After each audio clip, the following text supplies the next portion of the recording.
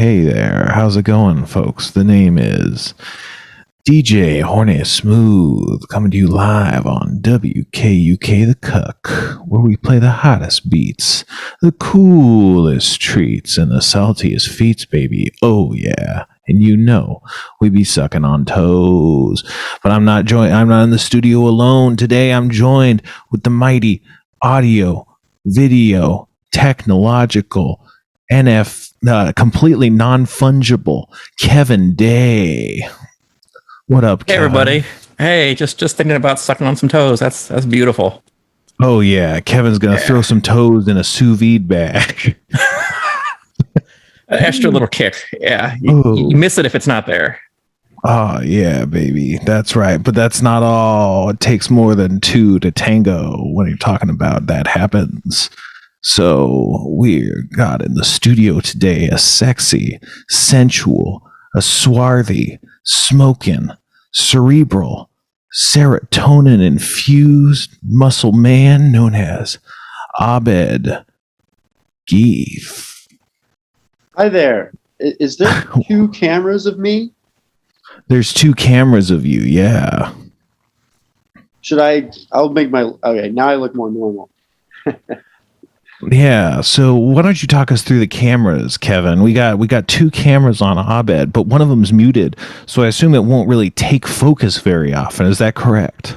That is correct, yes. We're only going to see the camera that has the microphone on it.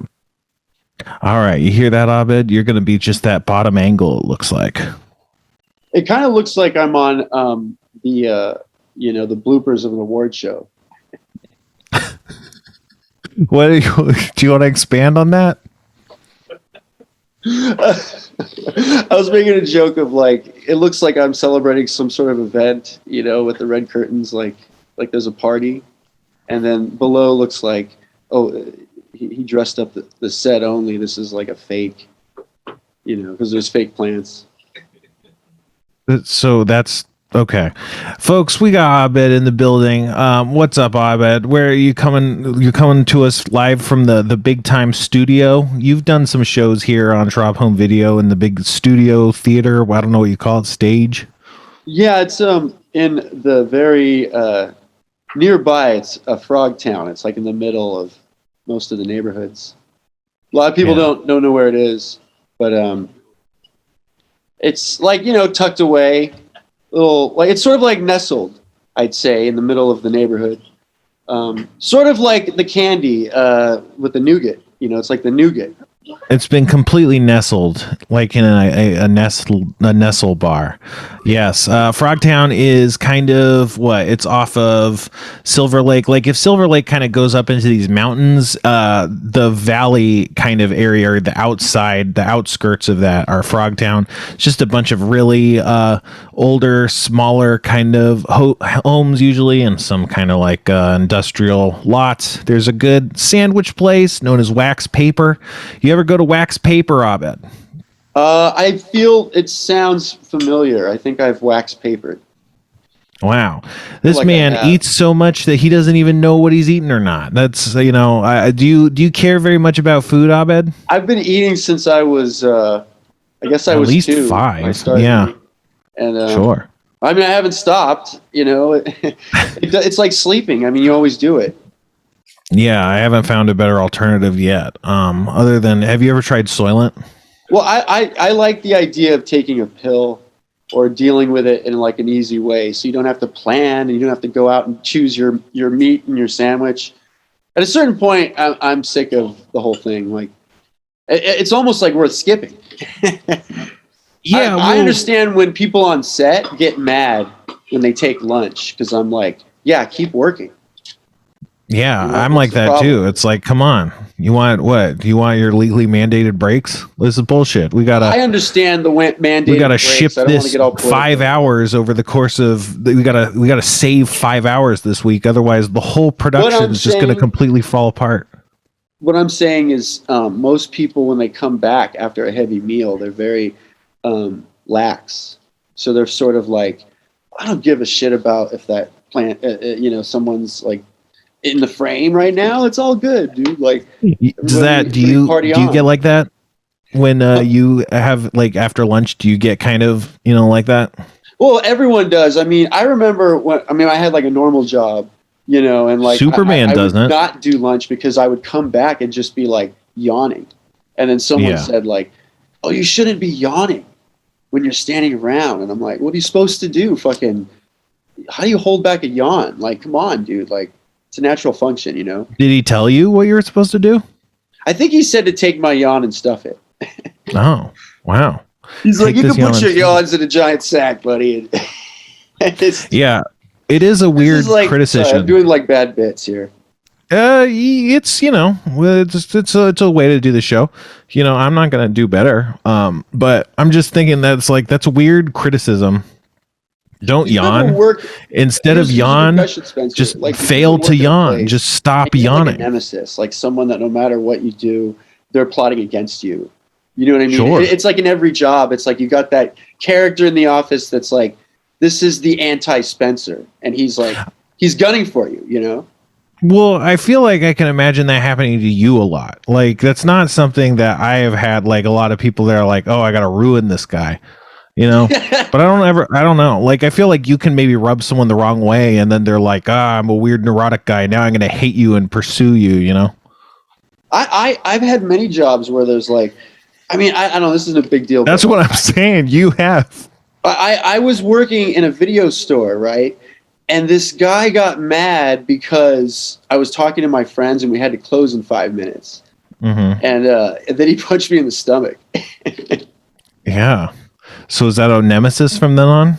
Or is that just a guy that punched you in the stomach? You create these situations where someone irrational is like thinking irrationally. There's nothing you can rationally do. Yeah.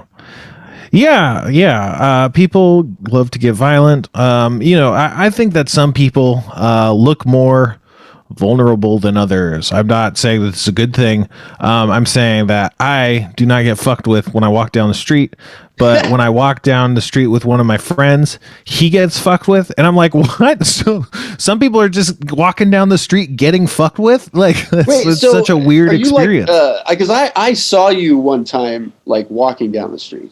Actually. Sure. And you did have, like, a look about you. Like, you were like the Punisher. You didn't care. Like, if someone got in your way, like a little old lady, it wouldn't matter. It would be like, get out of the way, Granny. Yeah, I just step right. I just blast her into a wall or something. No, I don't know. I mean, maybe I do. It's not something I think about, but maybe I do. Yeah. Well, I sometimes think about the granny being the problem. Like, I just go, why is this granny here? Why is she placed in front of me? Like, I have. She should be blasted into a wall instead. I wish she was in this wall, and then I just blast. I blast, and that's what happens. You have a habit of making these grandma walls. So I start blasting. So Abed, what have you been up to lately? I mean a lot of things, mainly a few things.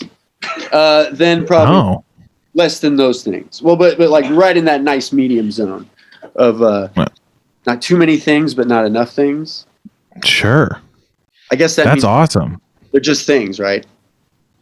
That to me, that means nothing. Like, that's the the most meaningless way you could have answered that question, which is not a bad thing. But if you're asking me what it meant to me, that's what it meant, Yes.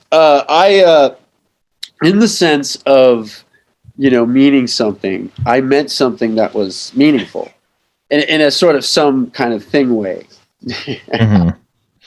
So, Abed, you got a plant back there on the camera. It just looked like it entered frame. You want to what's going on there? Well, this is a little donation from it's the Plantology Center up on the Silver Lake mountain, mm-hmm. and they do great work. I've worked with someone there named Dr. Lawson, and let me tell you, like, if anyone can grow a tree, this is the best they got right here. This is the Ficus de la Toro, and it's something else.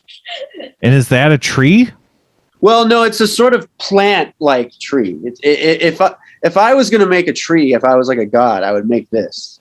It's not. Looks like so for the listeners, there's a lot happening visually, and then the main thing is that the lights all went down, and then when they came back up, it was like red alert was happening. It was like at a certain point, I think the way that if I was haunted, I would just have to accept it. Like oh, this is happening. Like like the show. That raises a question: if you were haunted, would you just accept it? Would you try to do something? I don't see what this is a fascinating question, because I always think about that. And I go, my reaction is just, if it's going to haunting happen, it'll happen hauntingly.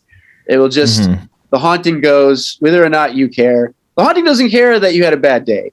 It's like we're gonna haunt. Because you can't be like, well, come back tomorrow, scary situation. I've had quite a day. I got to put my feet up. Can't think about the house and the doors opening. Yeah, I think that, I don't know. I would want to be like, look, I'm on your side. You want to make me all scared, or, put Satan inside me, or just throw things around. I don't know, like, that's fine. That's something you want. What do I want? Not even important right now. Let's deal with what you want. How can I help? Do you need, it's hard you threw that thing against the wall. Maybe I could throw some other stuff. Is that what you want? Like, what can I do for you? I mean, you're a very giving, haunted person, but I would say that, like, the ghost might not want anything you have. But I'm just saying, there's no need to help me, buddy. Why you don't need to be adversarial. It's like, hey, you want to, like, what, you got a problem, buddy? Let's talk. Let's work this out. I don't want you to have a problem. You're already dead. That's bad enough. Now you got some sort of unfinished business. Let's talk about this. You're like the ghost therapist. It's like, let's work with your ghostness. Let's just let's embrace that for a minute. Let's think. I mean, what's next? Maybe you could ghost this guy. Give him a card. Yeah. But I mean, yeah, this is a once in a lifetime opportunity, is that I'm interacting with a ghost. You clearly have a lot going on. I don't want to get in the way of it. If I can help it, why would I? I don't want to get in anyone's way if I can believe in ghosts. You can almost believe that we're all ghosts, and each of us is driven by a ghost. So it's like, sometimes when you see a ghost, it's the ghost escaping you. Right. Yeah. I'm sure that most of the time we see ghosts, it's our own ghost is escaping. And we're just like, what was that? And it's like, it was a ghost. That's like, it's a premature ejaculation, essentially. Because, if ghosts are alive and we all are ghosts, then essentially we're like sperm. We're like ghost sperm that I think turns into ghosts. We're basically ghosts, and we're living ghosts. And that's the thing, is like, once the sperm leaves your body, the ghost comes out. Yeah, then the ghost is born.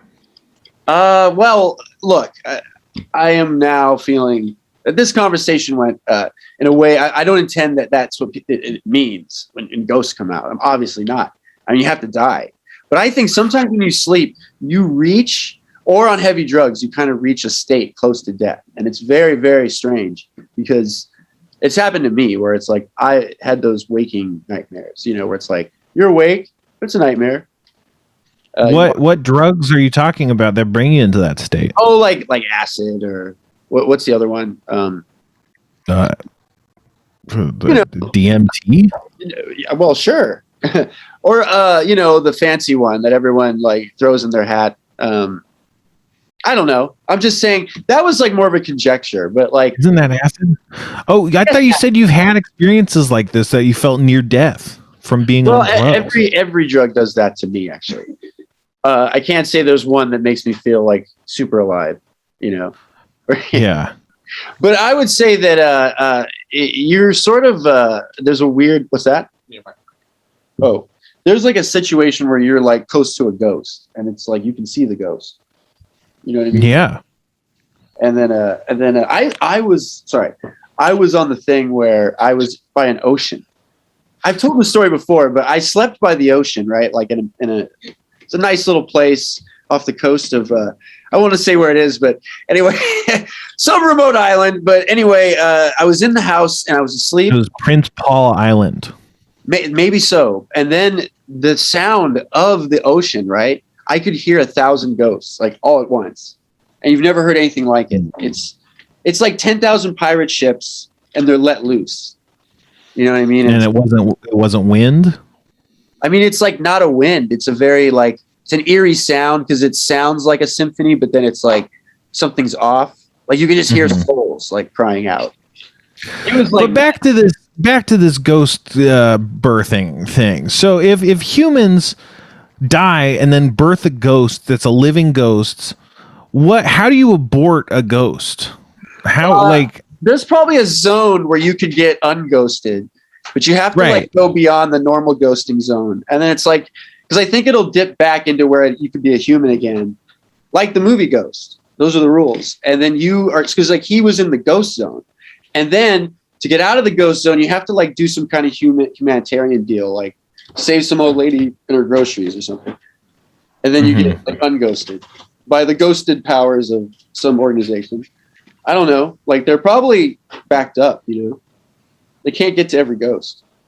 Yeah, especially these days with the Democrats in power. Am I right? Oh, they're probably more ghosts than you think. What do you mean by that? Do you have any information? No, that was a bad joke. I don't really know what a Democrat is. I think it's a person that believes something, but then you find things out that are like, oh, he was a Republican the whole time. Like it's like Clue, you know? Yeah. So, what was your early life like, Abed? You know, growing up, going to school. What was it like? What was that movie? Home Alone. Only I didn't get left home alone. I was sort of like the kid from Home Alone. There's just bandits trying to murder you in school? No, like his life, but sort of. Oh yeah. All right, let's look at a snack here. This is a rolled up green cake, Del Ficus. It's from the tree. It's really good. Wait, I see. How was your life like Home Alone?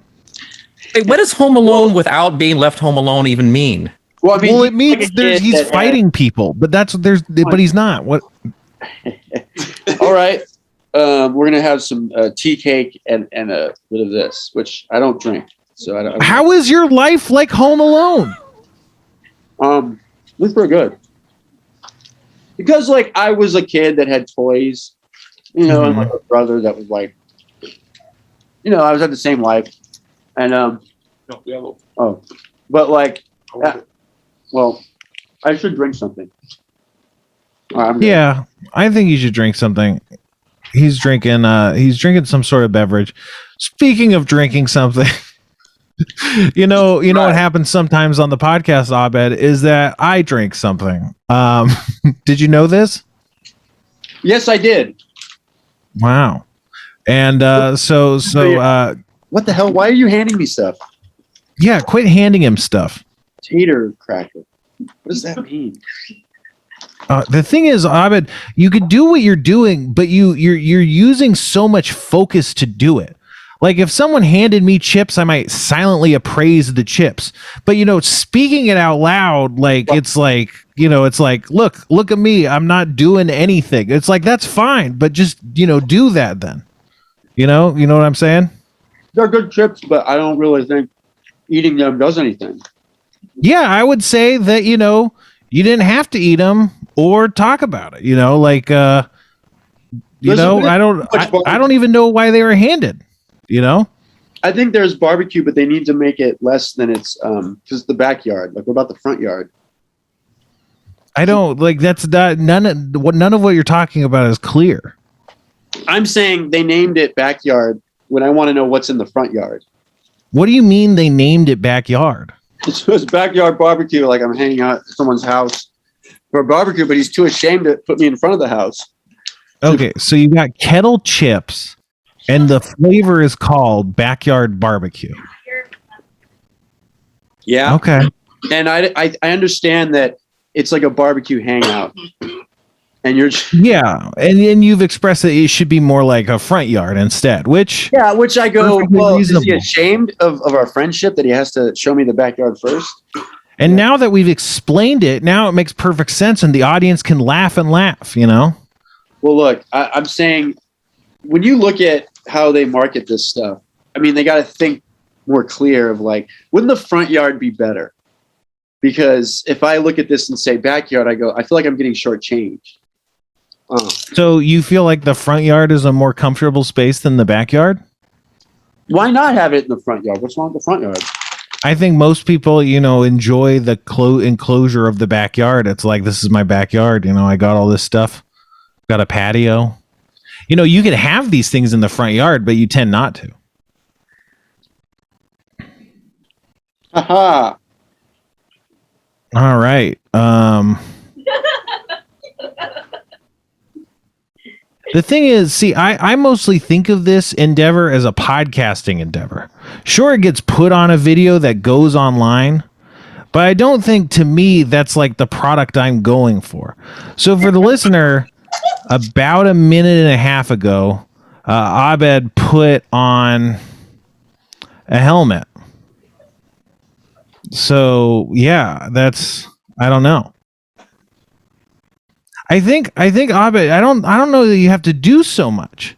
I feel like you feel compelled to like carry the weight of sitting like in front of a camera on this stage with these lovely Ficus del Toros and nice curtains, and I feel like you got to live up to expectations, but I don't think you do. I think you could be doing a lot less. Did you see and again, that? something visuals happened. I did not plan for what you saw. Like right there. That's not real. That's very scary, guys. But you haven't planned for any of this. So much, all this stuff is really just happening. Well, I planned some of it, but that was definitely not planned. What you just saw. Okay, so let's talk through what did you plan? Well, obviously, I didn't plan the monster because no, that was clear when you said that you didn't plan all of this. That was clear as that was singled out as something that wasn't planned. So I'm trying to figure out what out of all the things that were planned and unplanned, which things were planned. Now, again, you have this silver, I don't even know what you call it, on your head. Was that planned or is that unplanned? It's sort of one of those, it's like if they did beekeeping in the medieval times, they would wear these. Because they're very practical. Like if I was making bees, I would wear this.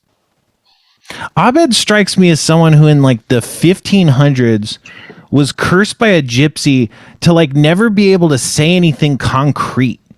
If you ever like said like just like, Rome existed, like you just poof out of it. It's like a curse of eternal life or something, because like a lot of, I'm trying to people all around Hollywood, is trying to pin people down, put everyone into boxes. But you kind of define categorization. Isn't that correct? I wouldn't want to be categorized. What was the first part? Well, I would say that you kind of actively resist categorization, right? Again, society's trying to put you in this box, but I don't think you can be tamed.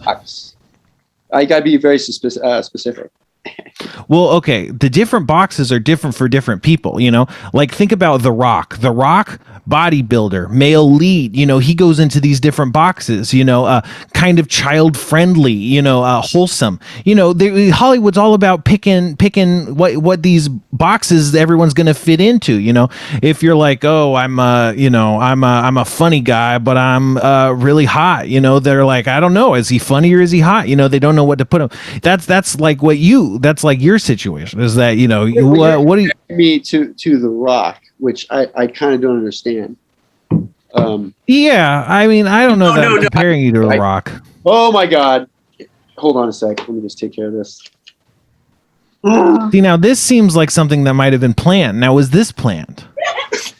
I did have the sword made. I had the sword made. That was something I planned for sure. Not that fucking monster over there. That beast. The beast of a thousand skulls. Mm-hmm. Yeah, well, no, so again, none of this is going to make sense to an audio audience, and I can't even really describe it. You poked something? Well, I didn't know what to do. I was going to like slay it. I think I would. Okay. Because you're going to slay something. Well, not clear what. But if I, that would be messy. I didn't want to like cut the thing's head off. I was very, I think, kind. but he's resting. It looks like. Now, speaking of what do you call it? Killing fantasy creatures. Killing fantasy creatures is an important part of Dungeons and Dragons. Isn't that right, Abed? Have you ever played Dungeons and Dragons? Well, I've played many times, but it's not that I'm bad at the game. It's that the rules are pretty open, if that makes sense. Okay, that makes sense, but how does that cause you issues? Well, I guess like my thing is like we're playing a game and we have to obey some rules. But then I also make, like backdoor deals where I'm like, come on now, like I can get past this one, right? So you're trying to bribe people in D&D. Well, like bribe the game master, it sounds like. I'm not actually going to pay him. I'm just sort of like, I'm trying to see if they'll betray the others. Because then that person is the troublemaker. And it's like, is there like a troublemaker in the group? Like, yeah, and so you've played D&D a lot of times, you said. I just know like someone there's like out to get us, and it's like it's going to be him before me or her or she.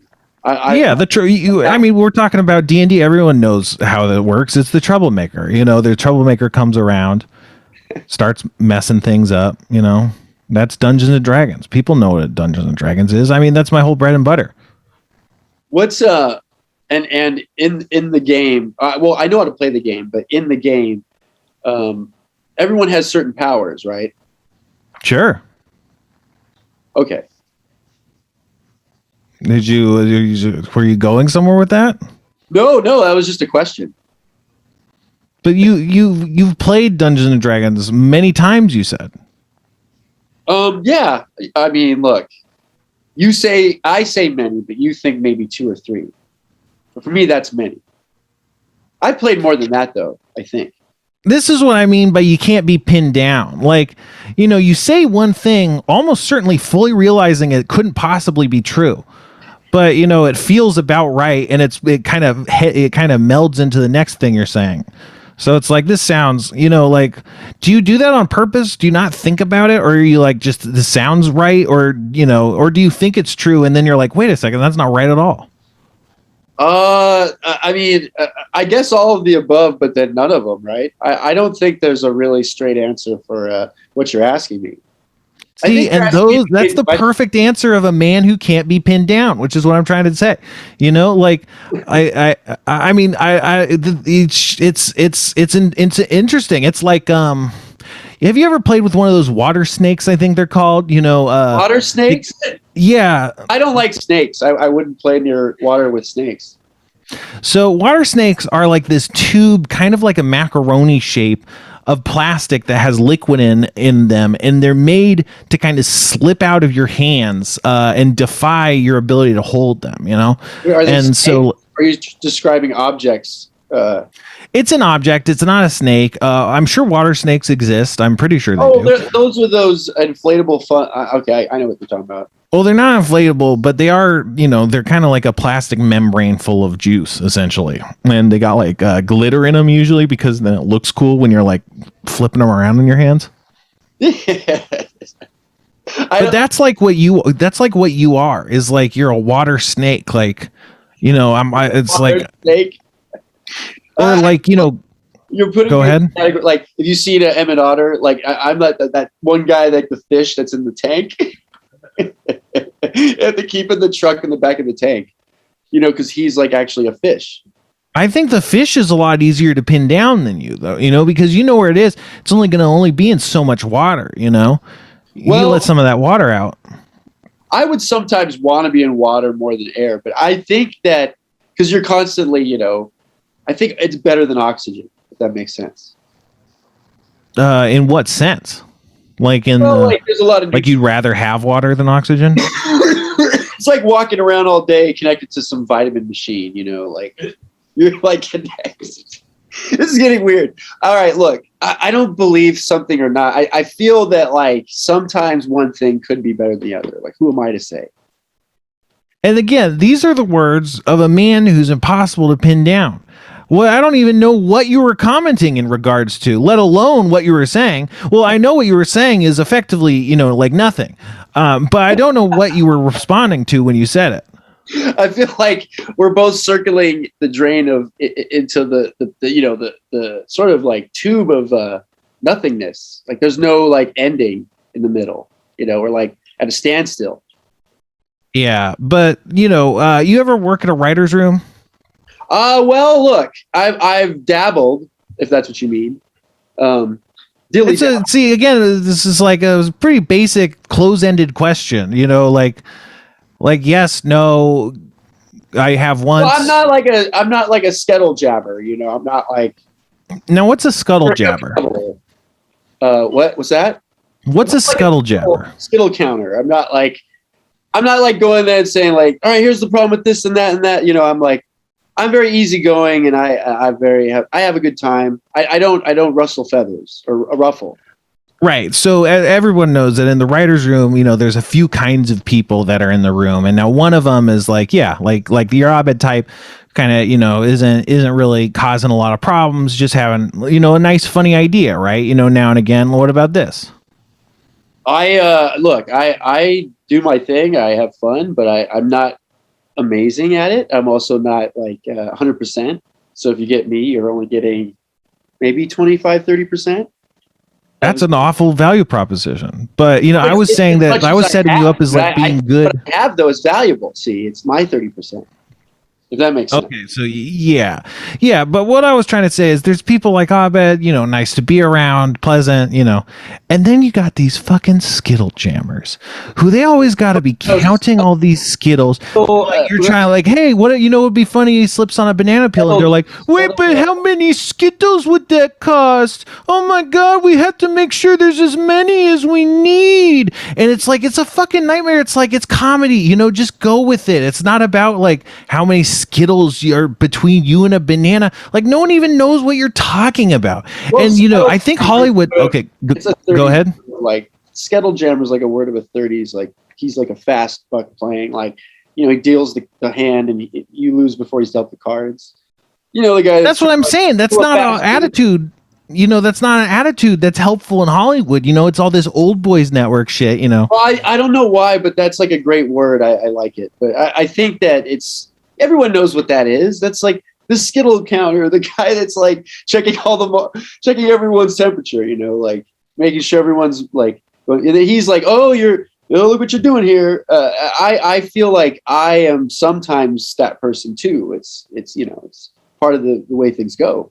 In the writer's room or in general? Always. I don't put any kind of difference in myself in reality and then in a writer's room. I'm like, well, I'm still myself. And I do sort of, believe things, but I'm also like, I'm a little bit of a screwball. I'm all over the place. So what sort of thing, what things do you sort of believe?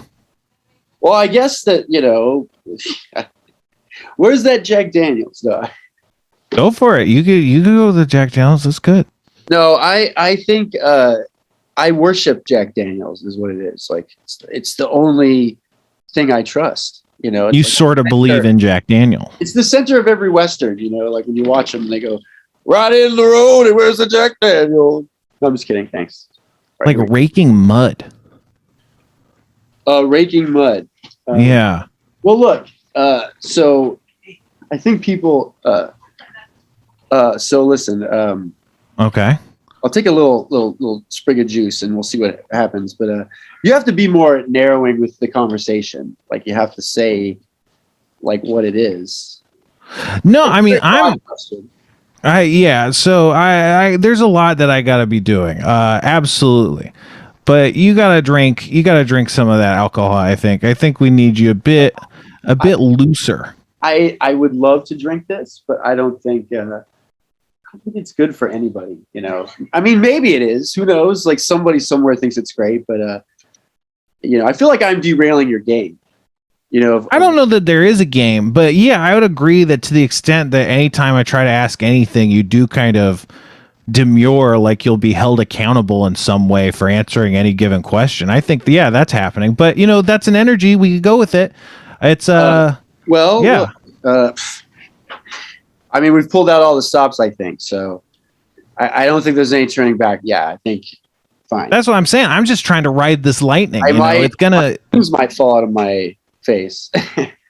Who knows? What's gonna what? I'm just saying. I don't know. Maybe a ghost will come in and the ghost will tear me to pieces.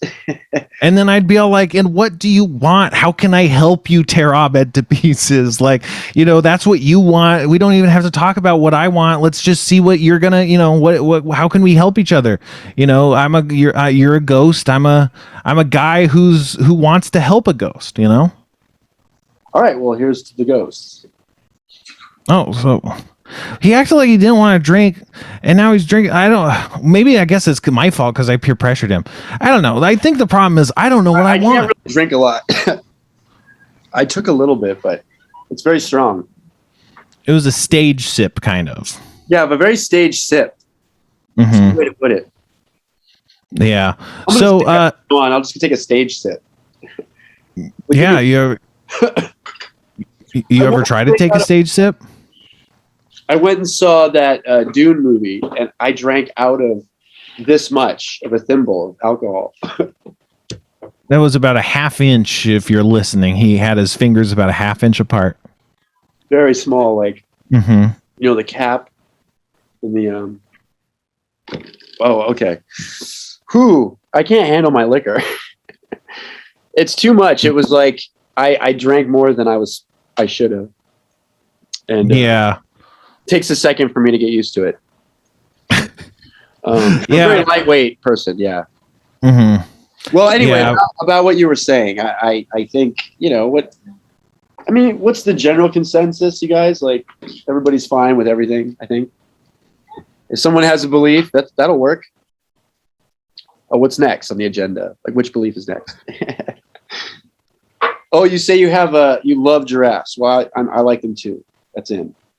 Dan hates giraffes, Dan Harmon. Dan? I used to think giraffes were made out of pancakes. And that's a weird feeling because I like pancakes. So I always thought giraffes were magical. So I feel like that's a lie. So again, trying to analyze how you're kind of responding to these situations, and maybe you say this thing I gotta believe that you didn't think that that giraffes were made out of pancakes. Is that true, or did you? Would you think if you were 3 and you saw a giraffe? I mean, you saw it on TV. I mean, a picture of a giraffe. Something I must have seen one at the San Diego Zoo or something. Sure. I mean, it did look not like a normal animal, like that. Yeah. It seemed like it was pancake made. I don't know. Look at this fucking thing. Is this made out of pancakes or something? This thing's so crazy. You're asking me the impossible. I can't question that kind of stuff. No, I know. That's what's so interesting is, to me, this stuff is exceedingly possible, but it clearly is, impossible. And it's not, I don't know. It feels like I'm not trying to, make little of it or anything, but it's just so fascinating because it's like, I don't, you see someone that approaches a situation completely different than you, and it's like, oh, I wonder, what math they were doing in their heads to get to that answer, Yeah. Oh, well, what can I tell you? You bring up some interesting points, but I think the minute you kind of narrow in on something, you're kind of giving up in a way. That makes sense. I don't know if that makes sense. See, that's not I can understand that. If someone told me that was the case, I'd be like, okay, I get what you're saying. That's certainly not something I personally believe. But again, in this kind of introspective kind of thing, I think understanding that is a very key part of understanding how you approach things, So, but kind of speak like a grammar book in a way. Yeah. I'm not saying anything negative against how you're talking. No. There's a very I don't think it's really easier than anything. I think it's a very complicated concept. Right. So it's very but you're very much on point with sharpness and directness, and I don't think you don't put up with any excuses. Well, I think I do, but I think in this interaction, based on how the show has started and stuff, I think I've worked myself into a mode where you're kind of in my head, and this is radical transparency. In my end, I'm kind of like doing something, asking you a question. I'm not saying what I'm asking is good or anything, and then you kind of dance away, and then I'm like, wait a minute, he's dancing away. I got to track this guy down. I got to find this guy. So it's like I think I'm kind of going in a mode that I normally wouldn't even go, because I'm like, where's this going next? I got to figure out what's going on. I'm trying to chase this guy down, which is not, I think that's how I feel. Of like you're acting like you're in the jungle and like on safari, and I'm a lion, and I'm not a lion. I'm more like a giraffe. I'm just there hanging out. Like, don't think of me as the ultimate predator of the jungle. Like I'm fighting every kind of spiritual person in my way. Yeah, no, completely. But we do have to take a break really quick. If you'll bear with us, we got to take a quick sponsored break. Is that cool? Sounds good, man. And I'm having fun, buddy. Awesome. Yeah, thanks so much. And more of Abed after the break from these commercial messages. Hey there, my name is Clint Rogers. And I lost my thumb. I just lost it. I put an ad out in the paper saying lost thumb, and people, they never answered. That's why I started making a personals ad, and I put up thumbhub.com. At thumbhub.com, you could post about any body part that you might have lost or be missing, so you don't happen to you what did happen to me. Go to thumbhub.com and use the promo code Goblin Flakes for 3 free posts off of your first post. And we're back. Thanks again to our sponsors, ThumbHub. As always, we couldn't do the show without the help and what do you call it, patronage of our sponsors. So yeah, go to ThumbHub. They're your number one spot for missing members. I'm just reading the copy, folks. We're here with Abed. How's it going, Abed? Fine and well and good. And how are you this evening? I'm doing good. I haven't lost any body parts whatsoever, so to speak of, other than my hair keeps getting thinner every day. You know what I'm talking about? No, I wouldn't know what that's like. No. But we do a segment on the show, Abed. We call it Show and Taste. And people have been texting us, right, Kevin? They've been texting us about how they're going to send us Mountain Dew and stuff. And people have been saying, you got to try this on the show and stuff. And so we fucking got it. Do you have one, Kevin? Yes, I do. What is the drink? The drink is Mountain Dew Gingerbread Snapped. Abed, do you have yours? I didn't. I wasn't aware that I had to have soda. Okay, so Kevin was supposed to mail you one, so I guess Kevin might have dropped the ball. Well, you're a good actor, though. Can you pretend to drink one, maybe? Well, I mean, I'm not opposed to like drinking the crazy sodas, so I would have been all over this. You guys should have really told me. Yeah, no, Kevin didn't send you one.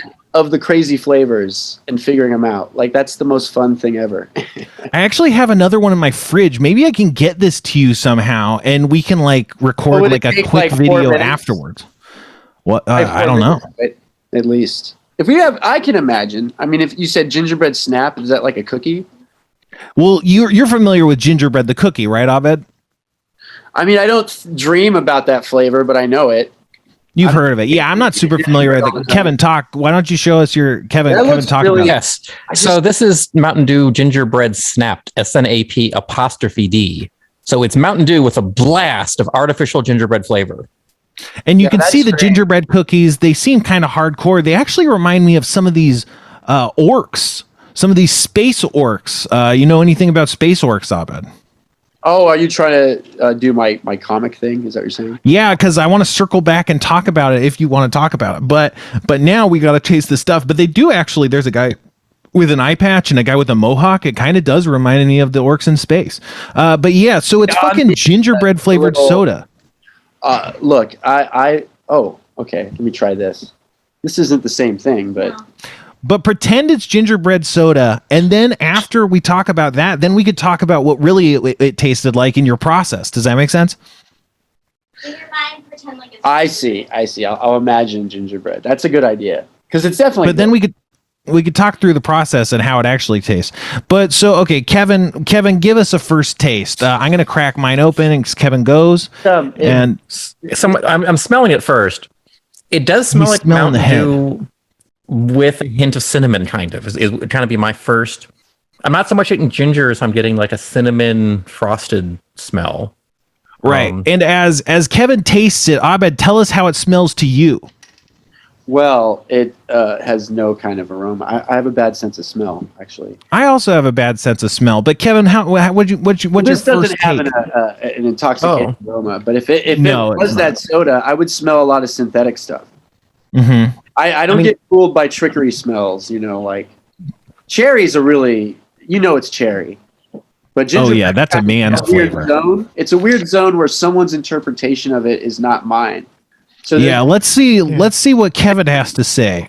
Like cinnamon. This uncannily is like if you were to dip a gingerbread cookie in some Mountain Dew. They've nailed that experience. I don't know that I would want that experience ever again. But it's a little bit like ginger ale and Mountain Dew combined, but it's got the frosting, it's got the like almost baked gingerbread taste. The cookie flavor. Are you feeling that to it? Yeah, so when I saw this in the stores of it, I was hoping, ginger ale is a good soda. What if this was just like a Mountain Dew ginger ale? That could be really good. It is not that. It kind of somehow gets a little bit of that, but you can tell why like would a there's Mountain Dew ginger frosting. Ale? That seems strange because I don't know. I can't imagine that. Well, a ginger ale tastes kind of like Sprite, right? Yeah, but I think of ginger ale as more like a vanilla Sprite. It's like like has like a hint of that kind of thing.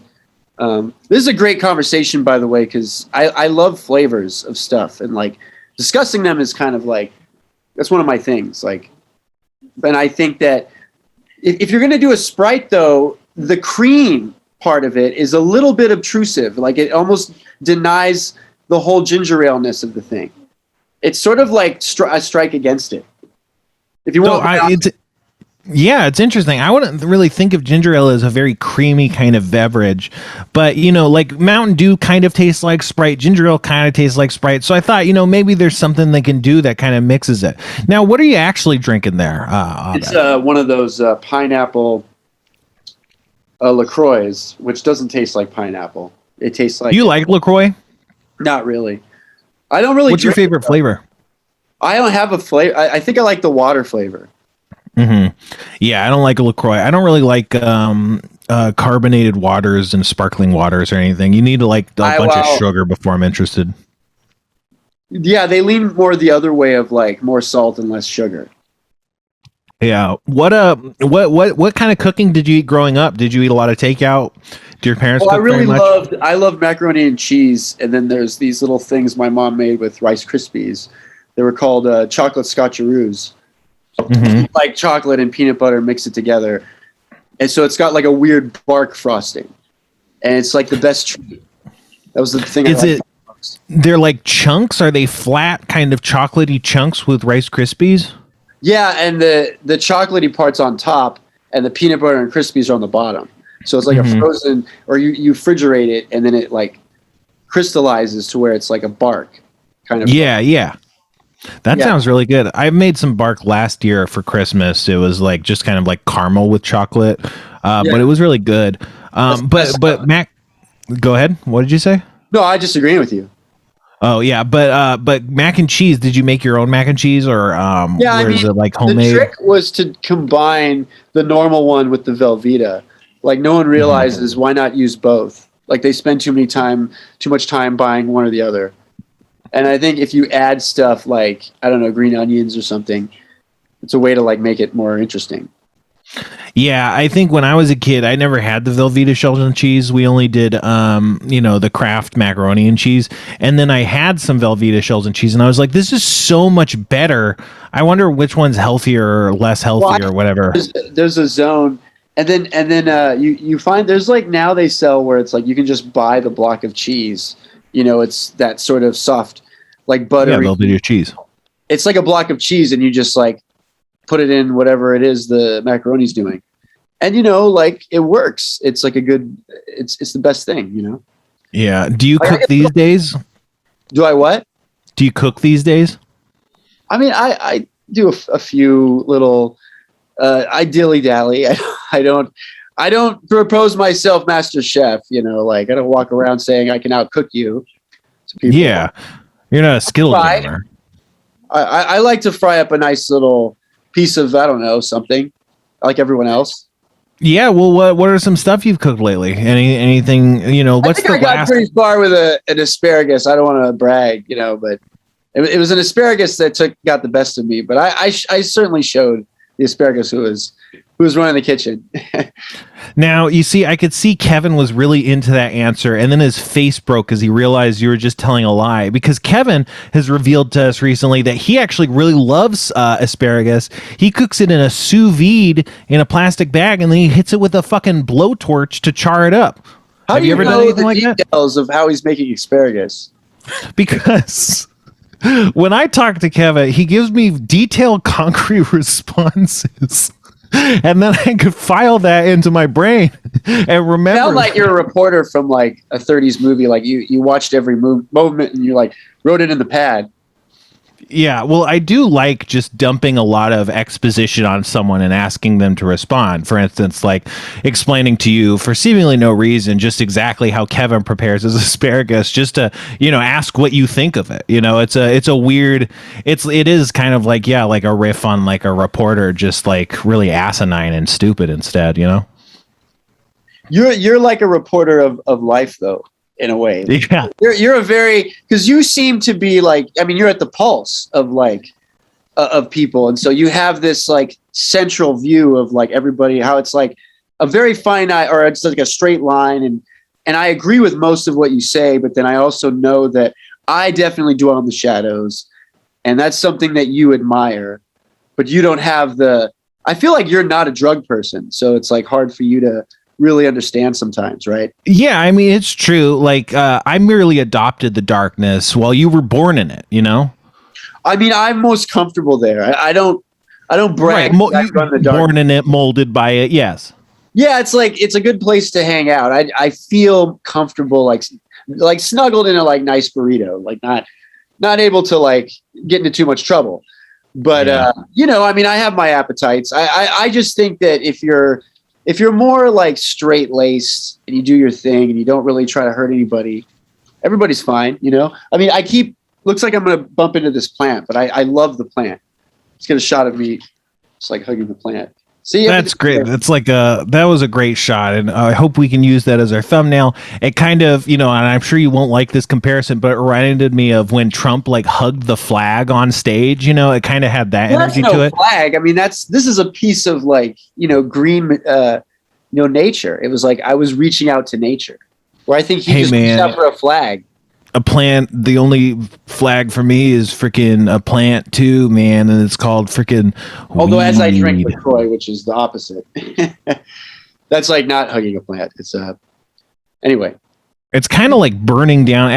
It's kind of like burning down a forest. Like anytime, right? You're absolutely right. Anytime you drink LaCroix, you've essentially burnt. You're essentially setting fire to the Amazon rainforest. It's 2 trees. I feel awful. So what does the LaCroix taste like? Like I just drank 2 trees that died because someone had to make the product. I feel awful. Yeah. They had to put pineapple essence in it. But what does the pineapple essence taste like? It tastes the same as the lemon lime one, only slightly pineapple, like apple-ier. Like if an apple was a pine, is that what pineapple is? I don't think so, but it kind of looks like a pine cone, doesn't it? Doesn't a pineapple look a little like a pine cone? You can't tell the difference between like an apple or a pineapple, or I don't know. Like, And when I said when I said that remark about a pineapple, Kevin gave such a nod that was like, oh, you know what? It kind of does look like a pine cone in a way that was so much like it's making me question my whole reality, because it's like, was he really that, thoughtful about an offhanded remark on a pine cone, or is this just his way of kind of being a reassuring presence on the show? Is like, yeah, Spencer's doing right. He's doing some jokes here or there. Yeah, he said something that makes sense. I'm going to give him this nod. It's really making like, I don't know what to believe anymore, because I don't want to believe that he's so willing to just really give that sincere of a nod to this sentence that terrible and stupid. Do you want to comment on that, Kevin? No, all of my reactions to you are 100% genuine. That really was me going, you know what? You're right. Like, I always thought it was stupid they were called pineapples. It just, the way you said that, I was like, you know what? I get it now. Spencer made it make sense. Well, I get it. Well, I wanted to lose respect for you, but I can't. Is the deal? Go ahead, Abed. No, is the deal with the pineapple is that it's up so high that if you grew any apples in that atmosphere, they become like pineapples.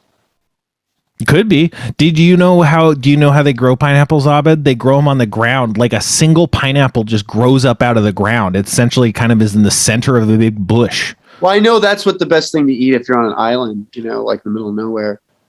You want to have a pineapple, but I would think coconut. Yeah. What's that? What about a coconut? I mean, I think of an island. I think coconut. It's gross. It's sort of like it's a one taste deal. Yeah, but where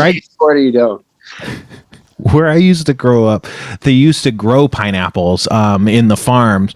They would grow different things in the like land on the land, but one of the things they would grow sometimes was pineapples. So I just drive out and there you just see a bunch of fucking pineapples, because again, they just grow out of the ground and then it's like there's a pineapple just poking out of the dirt. It's like, it's so weird, but you just see thousands of pineapples. So that they just spring out of the ground like rabbits. Yeah, like rabbits or prairie dogs or even prairie home companions. I meant the ones that they're born in dirt. They're just rabbits too. They're born in dirt. Yeah, I guess they're born in dirt. What I meant was, they have lives underground. I don't know how to say it. No, I get what you mean. They are. It's true. They are. But yeah, I don't know. Did you see that movie, Watership Down? I think about it a lot. Really? What do you think about it? Well, it's a very frightening film. It's very frightening. It's like scarier than Psycho, kind of. Yeah. So if you don't know, Watership Down is about a bunch of rabbits who mostly get killed, right? Isn't that right? It's sort of like I think if you guys have seen Fantastic Planet, is the same thing where it's like I saw these movies when I was young. They're very like disturbing. These scenes are kind of like unreal. Like they don't. It doesn't make sense that it's a cartoon. Is what I'm saying. Yeah. I mean, it's disturbing imagery. I wonder why I guess back then, maybe kids' entertainment was a bit more hardcore with violence and stuff. I don't know. Did you see Plague Dogs? No, what's that? It's like the same director as Watership Down, but it starts in this is bad for Rob's fans, but it's like in a lab where dogs are being experimented on. Mm-hmm. They escape, yeah. Oh, you've seen it. It's pretty great. I like it, but it's horrifying.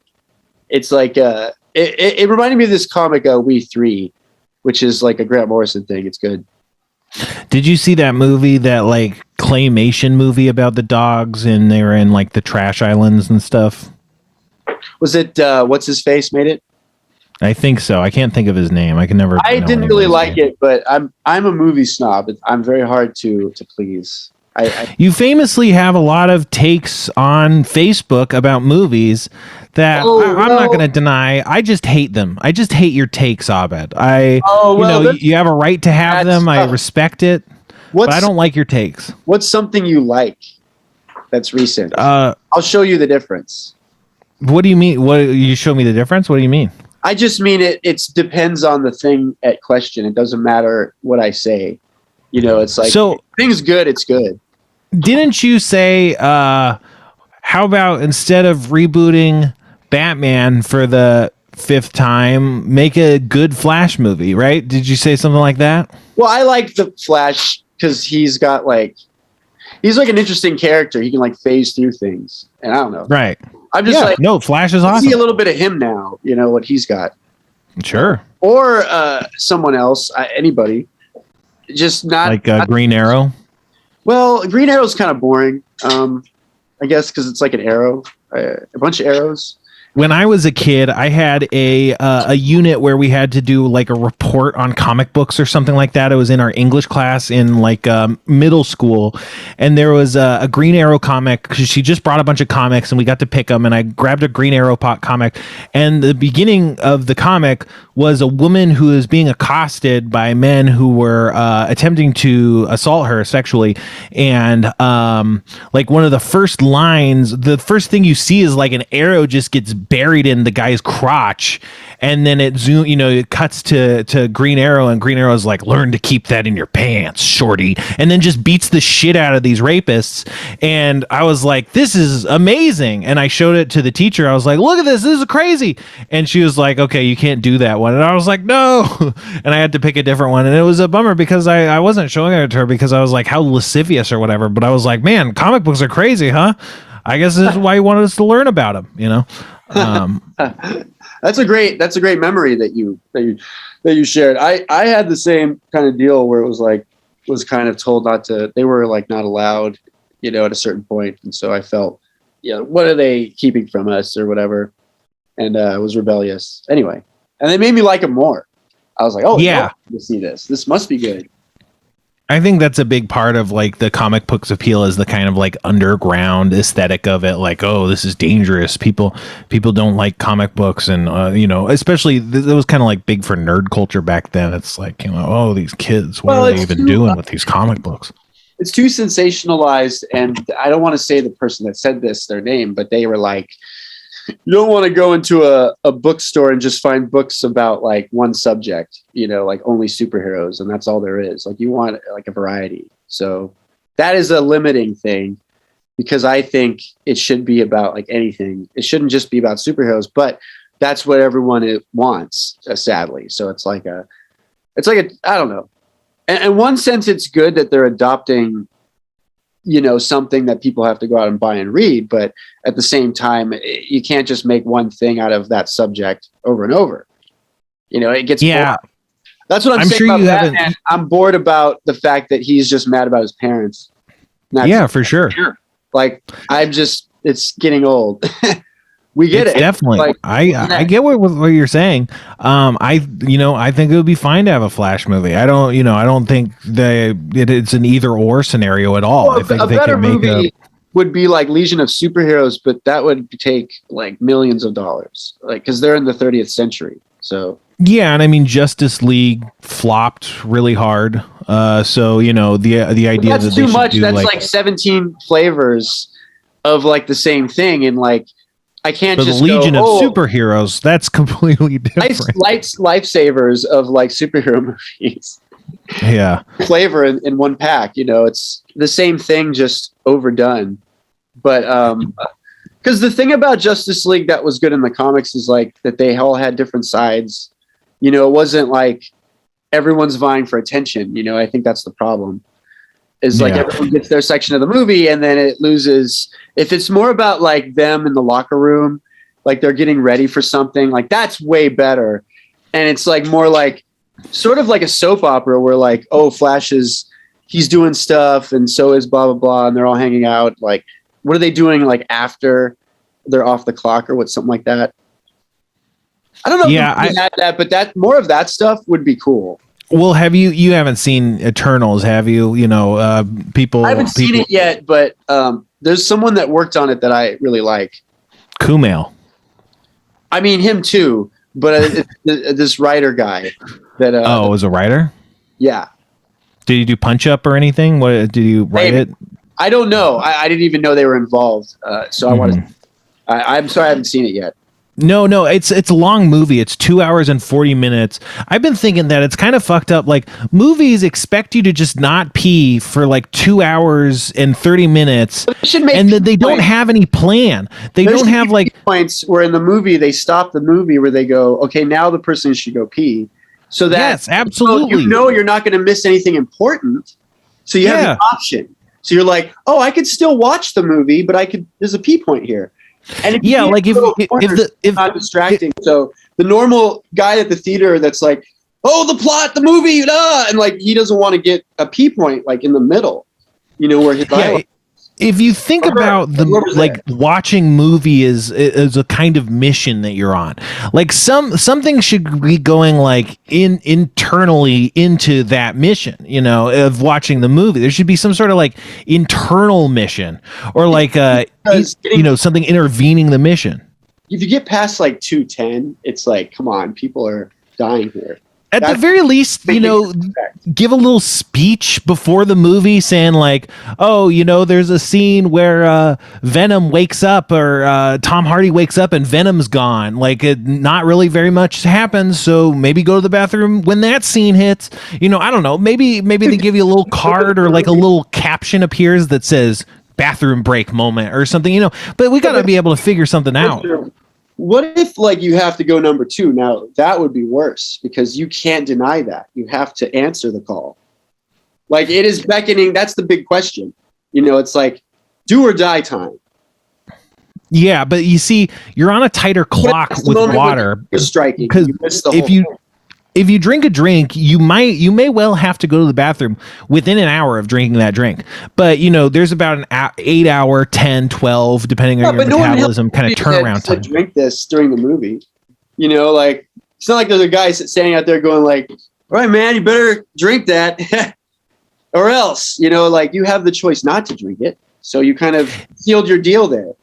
I'm just saying that if you go to the bathroom, 2 hours before a movie, you're probably going to be good on the number 2 side. If you drink it though, because I'm thinking about getting there on time, and I'm so worried that my seat will get taken. I'm like an idiot, and like when I get there, I'm like, always, of course, no one's there. Like I'm going to expect that one time there's like a moron there, like who's like me, of course, and he's like, oh, I'm in the wrong seat. No, sorry, get out of your way. But anyway, I actually really liked Eternals. I think people should see it. I don't know. Like, I'm a really easy audience in terms of movies and stuff. Anytime I watch a movie, I'm like, hey, that was great. It's very rare that I don't like a movie. I'm very questioning. I don't like the kind of logic where it's like a character's like, well, I'm going to do this. And then I'm like, wait a minute. Come on now. What is this? Like, I get really suspicious. I'm like, well, where are we going here? Right. I feel like some people have that question about a character's intentions and stuff. And it's like, yeah, that's what the movie's about. It's about exploring that attention. The new Blade Runner is a good example where I was really into it. And then I can't remember where they lost me. But they lost me big. And I was like, now I don't get, like, I'm so upset. Like, I don't really care. And it was like really, it was obnoxious because then I was like, an hour was left. And I had to suffer. Did you go to the bathroom at any point? I must have. Maybe that's how you got lost. I definitely went to the bathroom. That was. You see? This is what we're talking about. We can solve these problems. Who knows? All I'm saying is people should see Eternals. I thought it was good. It's kind of, I don't know. It kind of is interesting in that it deals with a lot of like what the superhero baggage is just a bit more like seriously. It kind of, because it's more about baggage. Well, like Superman is kind of like living by his code because he can't be seen, so it's like he might have to let the bus go off the edge because they'll see he's Superman. And it's like, what responsibility do I have to save like the world versus my personal code? Your idea of Superman's like, dude, I give more a shit about who I am than saving a bus of kids. Like, who gives a like that kind of Superman sucks. But that's a plot point in the movie of Superman. No, he never does that. Superman. He does do that. Do both. He has like a brain of like, I mean, he's a 2-track brain person. He knows what he's doing. He likes Lois Lane and he likes whoever the other person is.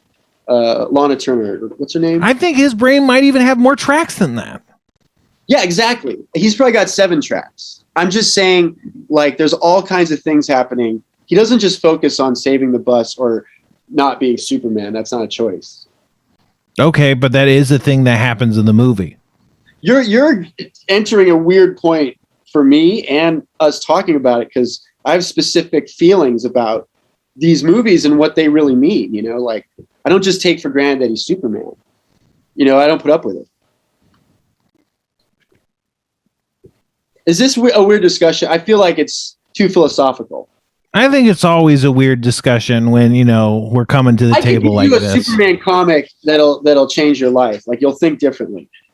Again, this is like, I feel like you're taking a needlessly adversarial position. It's like I said a thing and you're like, but wait, what about this?